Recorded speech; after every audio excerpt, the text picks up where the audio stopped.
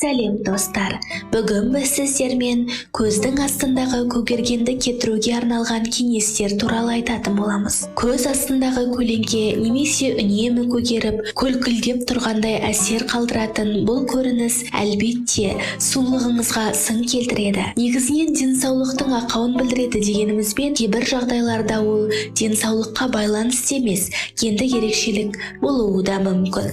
Алайда кейбіреулерде ішкі ағзасының ақауы болмаса да осындай белгілер көрінеді. Оны дәрігердің тексеруінен өткен соң бірден анықтауға болады. Егер денсаулық жағдайыңызда нұқсан болса, яғни көз астындағы қара шеңбер кенеттен пайда болып, әрі айқын көріне бастаса, онда дәрігерге қаралуыңыз керек. Ішкі ағзалардың жұмысының бұзылуының туындайтын көз астындағы көгерулер қан тамырлардың, бауыр, бүйрек жұмысының бұзылуының көрінісі. Сау адамдарда көз астындағы көгеруі жұқа теріге немесе оған жақын орналасқан тамырларға байланысты болуы да мүмкін. Мұндай жағдайда не істеу керек? Қалай арылуға болады? Сұйықтықты жеткілікті ішу.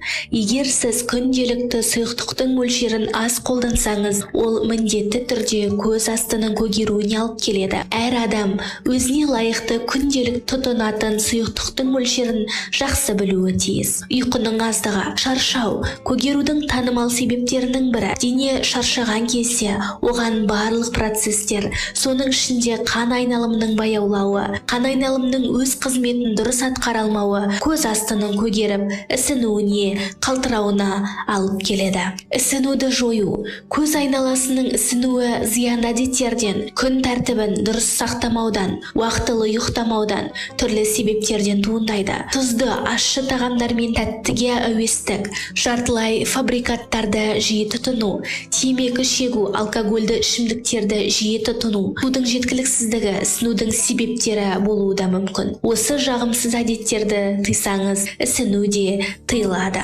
Гемоглобинді қалыпқа келтіріңіз. Қанның құрамында гемоглобин жетіспесе, тамырлар көгерген түске ие болады. Гемоглобинді көтеру үшін ағзаға темір қажет. Ет, сүт, жұмыртқа, балық пен бауырда кездеседі. Тамақтану рационыңызға міндетті түрде осы өнімдерді қосың. Қан тамырларды нығайту үшін фолий қышқылы, А, С дәрумендерін тұтыныңыз. Көзге арналған 9 түрлі күтім ережелері. Күн тәртібі мен ұйқы мөлшерін бақылап, көзіңізді демалуға мүмкіндік беріңіз. Теріңізді тікелей түскен күн сәулесінен, күшті жел, қатты аяздан қорғаңыз. Сәнді косметиканы ұқыпты пайдалана біліңіз.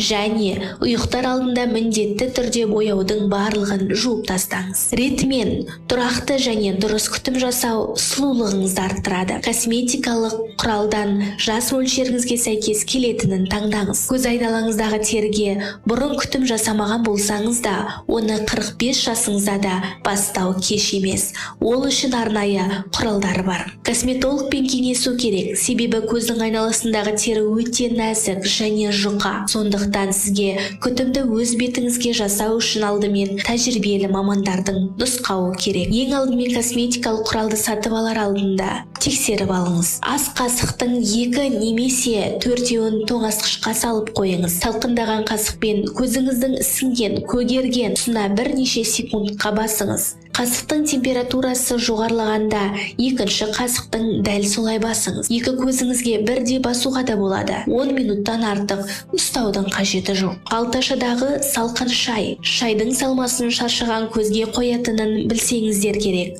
Ал бұл жолы бір реттік қалташадан 2 дана шайды 5 минуттай қайнаған суға салып, демдеген соң саманы тоңазытқа салып, салқындатып алыңыз. Салқындаған соң көзіңізге қойып 15 минуттан 30 минутқа дейін ұстасаңыз болады. Кез келген шай түрі жарамды. Қияр. Қиярдың 2 тілігін көзіңізге қойсаңыз, ісіну мен көгеруді ғана емес, көз айналасындағы ұсақ әжімдерді тегістеп, терінің жақсаруына да үлес қосады. 10-15 минут ұстасаңыз жеткілікті. Кокос майы. Көз айналасындағы теріге мұқият жағыңыз. Азғантай мөлшерде алып, жеңіл қимылмен массаж жасап отырып, теріге сіңгенше жағыңыз. Жарты сағаттан соң салқын сумен жуып тастаңыз. Алоэ гүлі. Алоэ гүлінің балғын жапырағын кесіп алып, қоймалжың мұқият көз астына жұмсақ қимылмен жағып шығыңыз. 10 минуттан соң салқын сумен жуып тастайсыз. Күніне 3 рет қайталауыңызға болады.